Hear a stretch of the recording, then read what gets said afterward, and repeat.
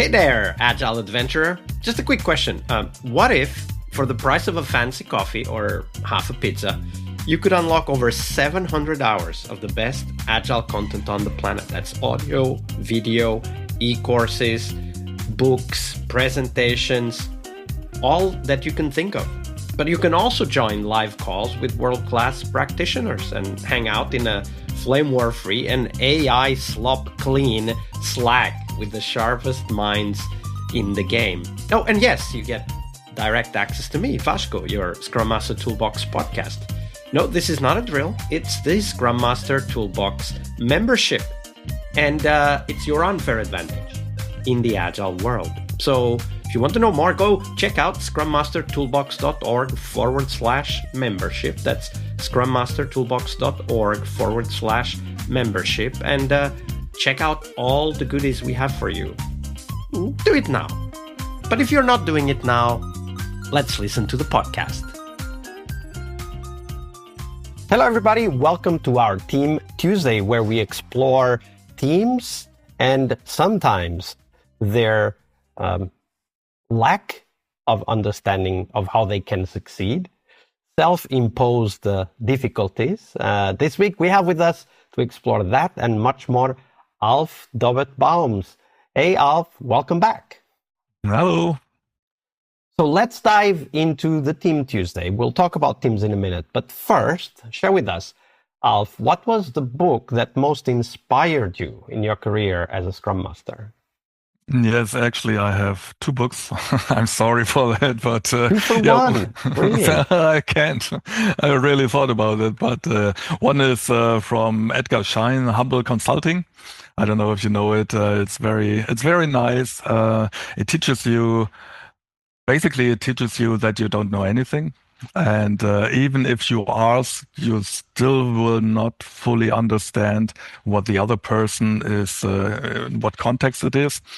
And but the good thing is that when you ask questions, it might help the other person to get on a different track, kind of like have an inspiration or get a different idea, and maybe you will change something just by questioning.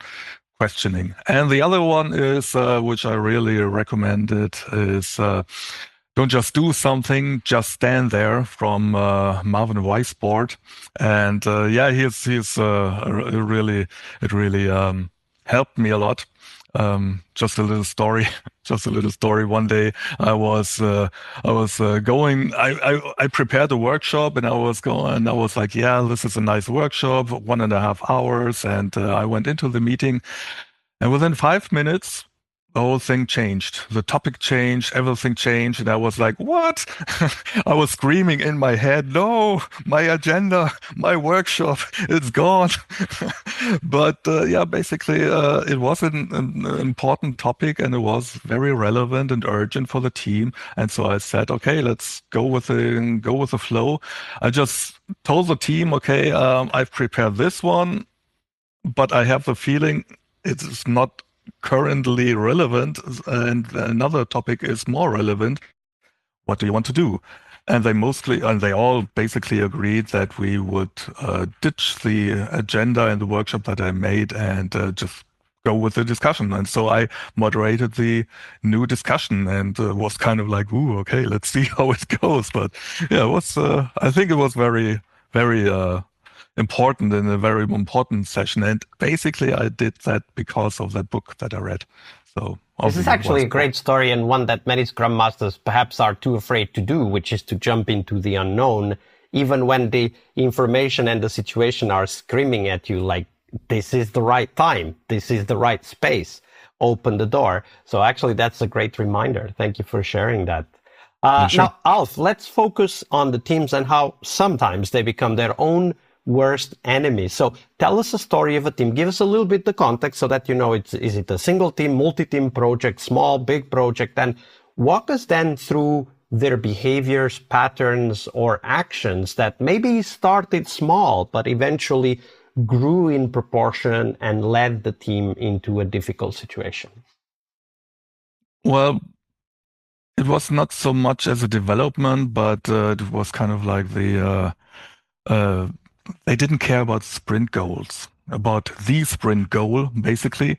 So they were, and I was like really pushing, well, not really pushing for it, but always said, okay, this is important, this is important. It was one team, but within that company, all three teams that I coached, basically, and they all didn't care about sprint goals. It was like, yeah, one team, it had like three sub teams, and there were sometimes 5 or 6 sprint goals, and and it was really difficult because I could not make them to focus on just one goal. It was very hard. I tried a lot. I said, okay, let's go to let's uh, let's do a very concrete sprint goal, or maybe do it more abstract. But yeah, they just didn't see the point in it, and they were more of a Kanban team, so to say. So it was yeah, it was hard.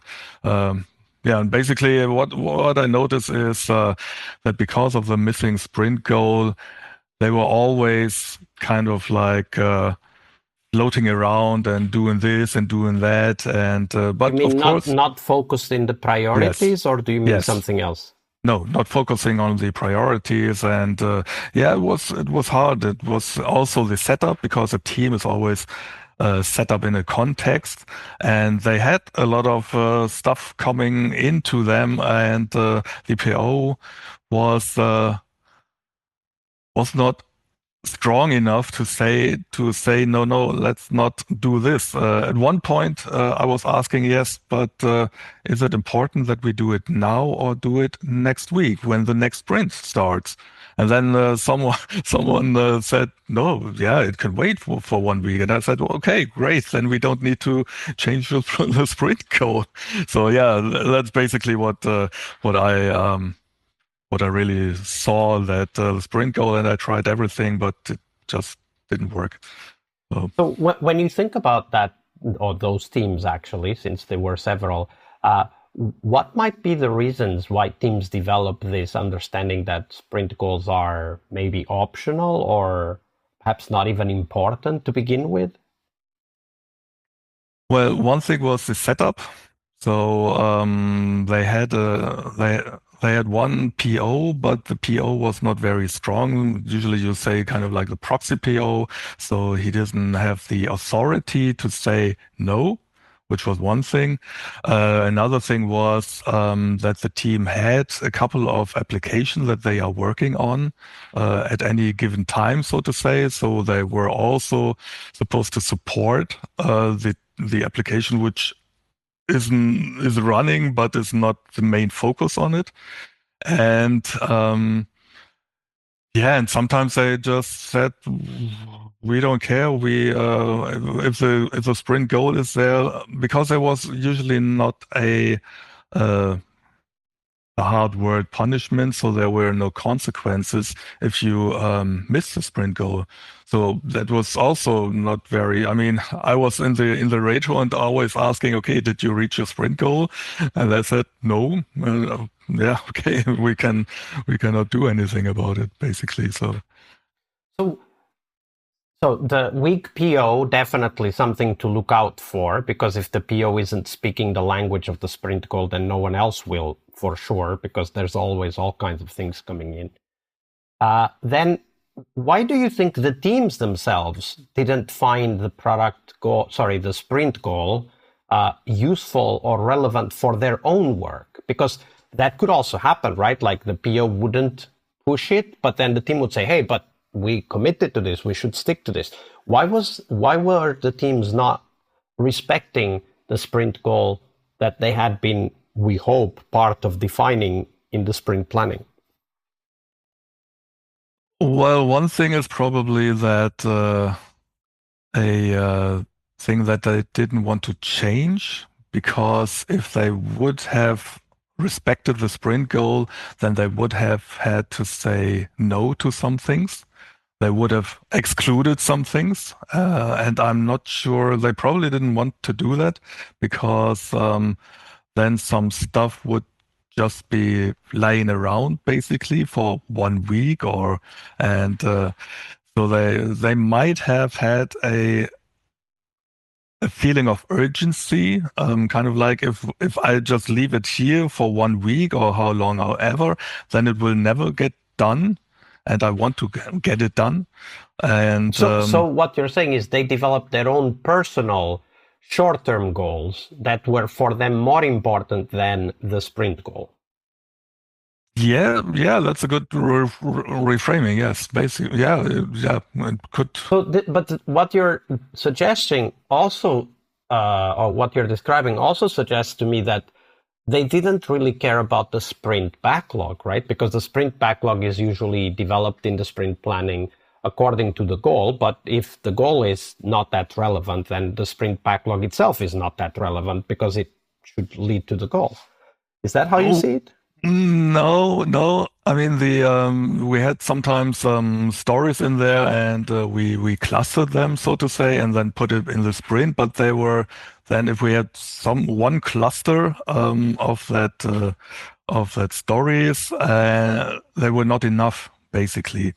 So instead of saying, okay, maybe we can do some other things that are maybe relevant during the sprint, they said, okay, let's put 3 more stories into that. So they tried to fill up the sprint with work. Yes, a little bit, yes. But and so in the end, it was kind of like we had maybe 3 or 4 or 5 topics, and then I was asking for the sprint goal and asking, okay, what you have now 3 or 4 things. What is the most important thing? And they said, well, all of them. This was, yeah. So it's almost like the mixture of the product owner and the team's own behavior led to the fact that they described themselves or saw themselves as just doing work with no goal in practice because everything was the goal. Everything was a goal, right. It was kind of like a little feature factory. So if you look at this story that you just described, in a few words, why do you think it's not healthy for teams to fall into this pattern? I think it gives a focus. If you say a sprint goal, then it gives a focus, and you can say, okay, we want to achieve this one and not the other one. And you can also collaborate much better if you all work on the same thing, basically. So, but that also means that you come together more often and really work together. And what else? Your question was, how would it help? Why is it a bad idea to not follow the sprint goal and just have many things that are all equally important in your sprint backlog? Yes, collaborate. You can collaborate better when you have the sprint goal. When you have the sprint goal, definitely, and you also have a kind of success after the sprint. So you can say, yes, we made the sprint goal. Another thing is that you become predictable. So whenever the team says, yes, this is our sprint goal and we will reach it, and they have reached it already a couple of times, then management can say, okay, they have reached their sprint goal whenever they said they reach it.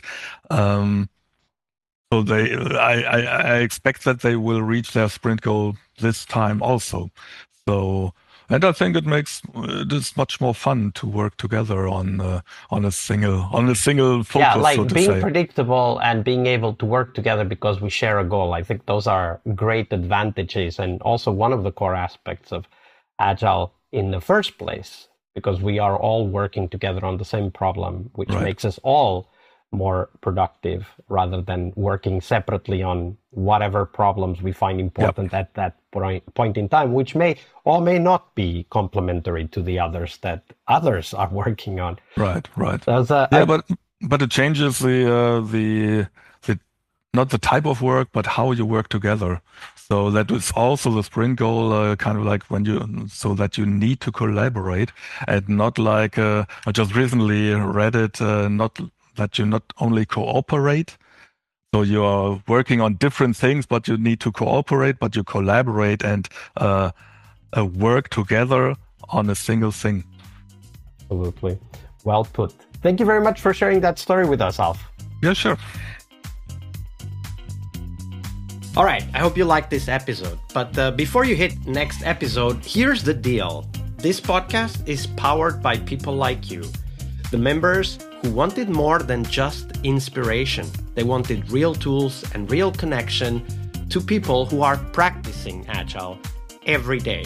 We're talking access to over 700 hours of Agile Gold, CTO level strategy talks, summit keynotes, live workshops, e-courses, deep dive interviews, books, and if you're into no estimates, we got the pioneers of no estimates in those deep dive interviews as well.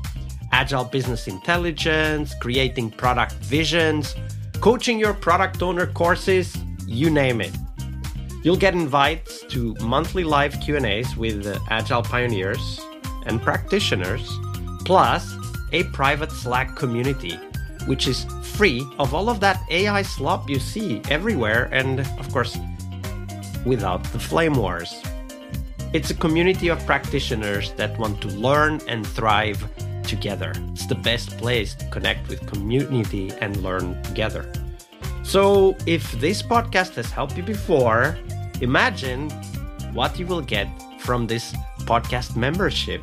So head on over to scrummastertoolbox.org/membership and join the community that's shaping the future of Agile. And we have so much for you.